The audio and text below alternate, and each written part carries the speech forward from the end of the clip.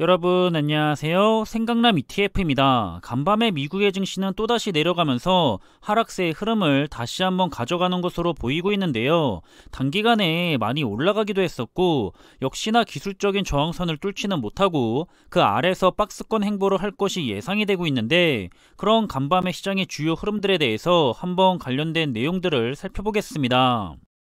오늘 간밤에 마무리가 됐던 미국 증시를 대표하고 있는 지수들은 1분기 말을 맞아서 유가가 하락을 했는데도 불구하고 높아진 인플레이션에 대한 우려로 하락을 했다는 분석입니다.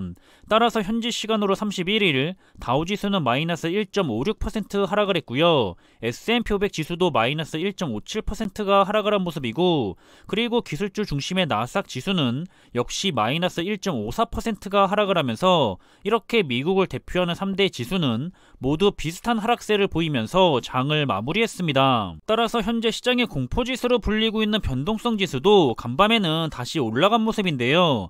그동안에 수치가 잘 내려오고 있었는데 다시 수치가 22로 올라갔기 때문에 심리적 안정 구간과 공포의 확대 구간의 사이로 재차 올라선 모습을 확인해 볼 수가 있습니다. 그럼 우선 대표적인 우량한 기술주 기업들의 흐름을 살펴보면 역시나 간밤에 기술주인 나스닥 지수가 하락을 했던 만큼 대표적인 우량주 기업들도 모두가 하락세를 가져간 모습이고요.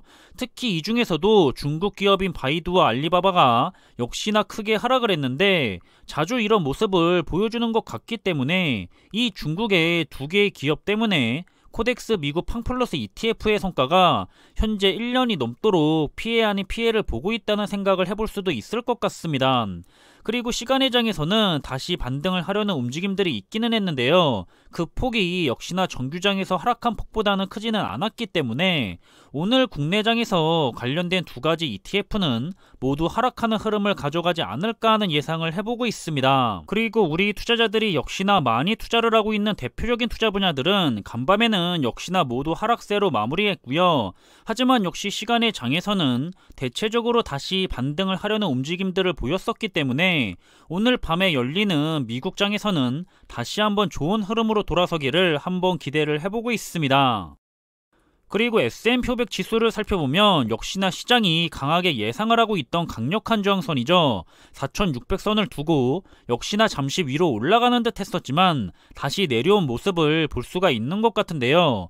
뱅크 오브 아메리카의 경우에는 올해에 대한 S&P 500 지수 전망에 대해서 조금은 더 넓게 4000의 지지선과 4700의 저항선을 유지할 것에 대해서 예측을 하고 있기도 합니다. 그리고 앞으로 증시의 방향을 결정지을 중요한 순간이 다가오고 있죠. 다가오는 4월 13일에 1분기 어닝 시즌이 시작이 됩니다. 당연히 기업들의 실적이 좋다면 시장에 긍정적으로 나타나겠지만 좋지 못하게 나타난다면 다시 한번 하락하게 될 여지도 충분하게 있는데요. 다만 우려가 되고 있는 부분은 S&P 500에 대해서 1분기에 대한 이익 추정치가 에너지 업종을 제외하면 1.1%가 줄어든 것으로 나타나고 있다고 해서 기술주에 투자를 하고 있는 저에게는 약간 긴장이 되는 시기가 되지 않을까 하는 생각을 하고 있기도 합니다. 마지막으로 현재 올해 증시의 방향을 정리하는 내용이 있었는데요. 아시다시피 현재 시장은 높은 인플레이션이 가장 큰 문제죠. 40년 만에 최고 수준에 도달해 있고요. 소득 성장은 빠르게 둔화를 하고 있는 상황입니다. 그리고 코로나19 바이러스 역시 많이 나아지기는 했지만 여전히 공급망에 대한 리스크를 불러오고 있죠. 그리고 중간 선거가 있기 때문에 통계적으로 상반기에는 힘들었었지만 하반기에는 증시 분위기가 다시 좋게 반전이 되면서 살아나고는 했는데, 그 이유는 개선된 재정과 통화정책 그리고 정치 환경에 의해서 주도가 됐다는 의견을 내고 있었습니다. 우리 투자자들은 항상 여러가지 정보들에 대해서 참고를 하게 되겠지만 증시가 안 좋아진다고 하고 스스로도 안 좋아질 것을 예상을 한다고 해서 시장을 빠져나가 있을 필요는 없습니다. 스스로가 시장이 안 좋아질 것에 대해서 더 큰 비중을 두고 있다면 그때를 대비해서 여유 현금 비중을 조금 더 높이는 방법으로 대응을 하는 게 가장 나은 방법이 되지 않을까 생각이 되고요. 언제나 그랬듯이 항상 투자자들이 더 나은 수익을 위해서 이리저리 머리도 써보고 투자 종목을 옮겨보기도 했지만 우량한 투자 종목에 적립식 장기 투자를 하는 투자자들이 마음 편하게 투자도 하면서도 장기적으로는 항상 평균 이상의 더 좋은 성과를 가져갔었다라는 사실을 우리는 기억을 하면 될 것 같습니다.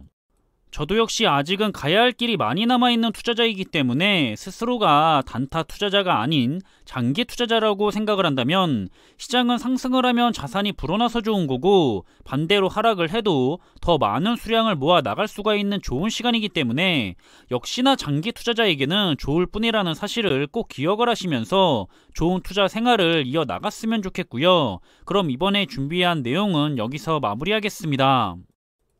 항상 준비한 내용들이 여러분들과 함께 투자하는 데 있어서 많은 참고가 될 수 있는 그런 좋은 영상이 되기를 바라고 있고요. 심리적으로도 그리고 좋은 정보로도 도움이 되었으면 좋겠습니다. 그럼 영상이 도움이 되셨다면 구독과 좋아요 부탁드리고요. 저는 다음에 더 좋은 정보들로 찾아뵙겠습니다. 감사합니다.